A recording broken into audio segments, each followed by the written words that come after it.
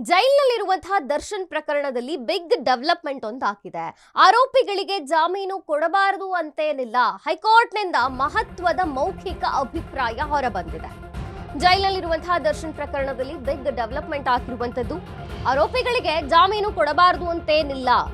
ಹೈಕೋರ್ಟ್ನಿಂದ ಮಹತ್ವದ ಮೌಖಿಕ ಅಭಿಪ್ರಾಯ ಹೊರಬಂದಿದೆ. ಇದು ದರ್ಶನ್ ಬೇಲ್ ಪಡೆಯಲು ಸಹಕಾರಿಯಾಗತ್ತಾ ಅನ್ನುವಂಥದ್ದು. ದರ್ಶನ್ ಅಭಿಮಾನಿಗಳ ವಲಯದಲ್ಲಿ ಹೀಗೊಂದು ಚರ್ಚೆ ಶುರುವಾಗಿದೆ. ಆರೋಪಿಗಳಿಗೆ ಜಾಮೀನು ಕೊಡಬಾರದು ಅಂದೇನಿಲ್ಲ. ಎಲ್ಲಾ ಕೊಲೆ ಪ್ರಕರಣಗಳನ್ನ ಒಂದೇ ರೀತಿಯಾಗಿ ನೋಡಲಾಗದು ಅಂತ ಹೇಳಿದೆ ಕೋರ್ಟ್.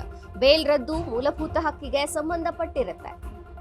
ಯಾರನ್ನೋ ಒಬ್ಬರನ್ನ ಗುರಿಯಾಗಿಸಿ ಬೇಲನ್ನ ರದ್ದು ಮಾಡಿದ್ರೆ ಹೇಗೆ? ಬೇಲ್ ಬಗ್ಗೆ ವಿವೇಚನೆಯನ್ನ ಬಳಸಿ ತೀರ್ಮಾನ ಕೈಗೊಳ್ಳಬಹುದು. ಆದ್ರೆ ಕೋರ್ಟ್ ಬೇಲ್ ಆದೇಶ ಎತ್ತಿ ಹಿಡಿಯುತ್ತಾ ಅಂತೇನಿಲ್ಲ. ದರ್ಶನ್ ಕೇಸ್ ಚರ್ಚೆಯಾಗ್ತಿದೆ. ಕೋರ್ಟ್ ಪ್ರಭಾವಕ್ಕೆ ಒಳಗಾಗಬೇಕಿಲ್ಲ. ದರ್ಶನ್ ಪ್ರಕರಣದಲ್ಲಿ ಬಿಗ್ ಡೆವಲಪ್ಮೆಂಟ್ ಇದು. ಆರೋಪಿಗಳಿಗೆ ಜಾಮೀನು ಸಿಗುತ್ತಾ ಸಿಗಲ್ವಾ ಅಂದ್ರೆ ಕೊಡಬಾರದಂತೇನಿಲ್ಲ ಅನ್ನುವಂಥ ರೀತಿಯಲ್ಲಿ ಈಗ ಕೋರ್ಟ್ ಅಭಿಪ್ರಾಯವನ್ನ ಪಟ್ಟಿರುವಂತದ್ದು. ಹೈಕೋರ್ಟ್ನಿಂದ ಮಹತ್ವವಾದಂತಹ ಮೌಖಿಕ ಅಭಿಪ್ರಾಯ ಹೊರಬಿದ್ದಿದೆ. ದರ್ಶನ್ ಬೇಲ್ ಪಡೆಯಲು ಇದು ಸಹಕಾರಿಯಾಗತ್ತೆ ಈ ಮೌಖಿಕ ಅಭಿಪ್ರಾಯ ಅನ್ನುವಂಥದ್ದು ಸಾಕಷ್ಟು ಚರ್ಚೆ ಆಗ್ತಿದೆ ದರ್ಶನ್ ಅಭಿಮಾನಿಗಳ ವಲಯದಲ್ಲಿ. ಆರೋಪಿಗಳಿಗೆ ಜಾಮೀನು ಕೊಡಬಾರ್ದೆಂದೇನಿಲ್ಲ. ಎಲ್ಲಾ ಕೊಲೆ ಪ್ರಕರಣಗಳನ್ನ ಒಂದೇ ರೀತಿ ನೋಡಕ್ಕಾಗಲ್ಲ.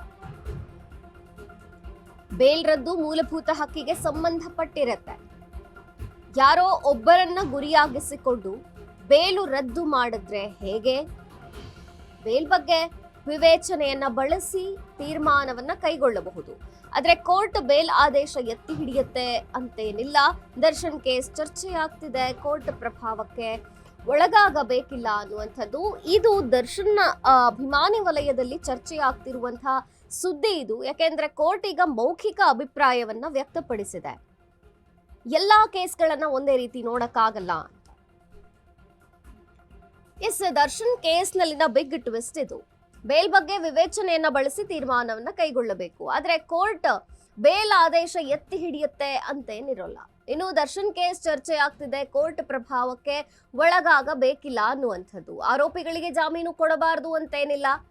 ಎಲ್ಲಾ ಒಂದೇ ತಕ್ಕಡಿಯಲ್ಲಿ ತೂಗೋಕಾಗೋದಿಲ್ಲ. ಎಲ್ಲಾ ಕೊಲೆ ಪ್ರಕರಣಗಳನ್ನ ಒಂದೇ ರೀತಿ ನೋಡೋಕಾಗೋದಿಲ್ಲ. ಬೇಲ್ ರದ್ದು ಮೂಲಭೂತ ಹಕ್ಕಿಗೆ ಸಂಬಂಧಪಟ್ಟಿರತ್ತೆ. ಯಾರೋ ಒಬ್ಬರನ್ನ ಗುರಿಯಾಗಿಸಿಕೊಂಡು ಬೇಲ್ ರದ್ದು ಮಾಡಿದ್ರೆ ಹೇಗೆ? ಬೇಲ್ ಬಗ್ಗೆ ವಿವೇಚನೆಯನ್ನ ಬಳಸಿ ತೀರ್ಮಾನವನ್ನ ಕೈಗೊಳ್ಳಬಹುದಾಗಿದೆ. ಆದ್ರೆ ಕೋರ್ಟ್ ಬೇಲ್ ಆದೇಶ ಎತ್ತಿ ಹಿಡಿಯುತ್ತೆ ಅಂತ ಕೂಡ ಈಗ ಸದ್ಯಕ್ಕೆ ಎಣಿಸೋಕಾಗಲ್ಲ. ದರ್ಶನ್ ಕೇಸ್ ಚರ್ಚೆಯಾಗ್ತಿದೆ. ಕೋರ್ಟ್ ಪ್ರಭಾವಕ್ಕೆ ಒಳಗಾಗಬೇಕಿಲ್ಲ. ಆರೋಪಿಗಳಿಗೆ ಜಾಮೀನು ಕೊಡಬಾರದು ಅನ್ನೋ ಥರದಲ್ಲಿ ಏನೂ ಇಲ್ಲ. ಇನ್ನು ಎಲ್ಲಾ ಕೊಲೆ ಪ್ರಕರಣಗಳನ್ನ ಒಂದೇ ರೀತಿ ಕೂಡ ನೋಡಕ್ಕಾಗೋದಿಲ್ಲ. ಯಾರೋ ಒಬ್ಬರನ್ನ ಗುರಿಯಾಗಿಸಿಕೊಂಡು ಬೇಲ್ ರದ್ದು ಮಾಡಿದ್ರೆ ಹೇಗೆ ಅನ್ನುವಂಥದ್ದು. ಇನ್ನು ಈ ಒಂದು ಮೌಖಿಕ ಅಭಿಪ್ರಾಯ ಏನಿದೆಯಲ್ಲ ಹೈಕೋರ್ಟ್ನಿಂದ ಬಂದಿರುವಂಥದ್ದು, ಇದು ದರ್ಶನ್ಗೆ ಬೇಲ್ ಸಿಗುವಲ್ಲಿ ಸಹಕಾರಿಯಾಗತ್ತೆ ಅನ್ನುವಂಥದ್ದು ದರ್ಶನ್ ಅಭಿಮಾನಿ ವಲಯದಲ್ಲಿ ಸಾಕಷ್ಟು ಚರ್ಚೆಯನ್ನ ಉಂಟು ಮಾಡ್ತಿದೆ. ಬೇಲ್ ಬಗ್ಗೆ ವಿವೇಚನೆಯನ್ನ ಬಳಸಿ ತೀರ್ಮಾನವನ್ನ ಕೈಗೊಳ್ಳಬಹುದು. ಆದ್ರೆ ಕೋರ್ಟ್ ಬೇಲ್ ಆದೇಶ ಎತ್ತಿ ಹಿಡಿಯುತ್ತೆ ಅಂತ ಸದ್ಯಕ್ಕೆ ಹೇಳೋಕ್ಕಾಗೋದಿಲ್ಲ. ದರ್ಶನ್ ಕೇಸ್ ಚರ್ಚೆ ಆಗ್ತಿದೆ. ಕೋರ್ಟ್ ಪ್ರಭಾವಕ್ಕೆ ಒಳಗಾಗಬೇಕಿಲ್ಲ ಅನ್ನುವಂಥದ್ದು. ಮತ್ತೊಂದು ಬಿಗ್ ಡೆವಲಪ್ಮೆಂಟ್ ಇದು ದರ್ಶನ್ ಪ್ರಕರಣದಲ್ಲಿ. ದರ್ಶನ್ ಅಭಿಮಾನಿಗಳ ವಲಯದಲ್ಲಿ ಈ ಚರ್ಚೆ ಆಗ್ತಿರುವಂಥದ್ದು. ಮುಖ್ಯವಾಗಿ ಕೋರ್ಟ್ ಈ ಮೌಖಿಕ ಅಭಿಪ್ರಾಯವನ್ನ ಹೊರಹಾಕಿದೆ.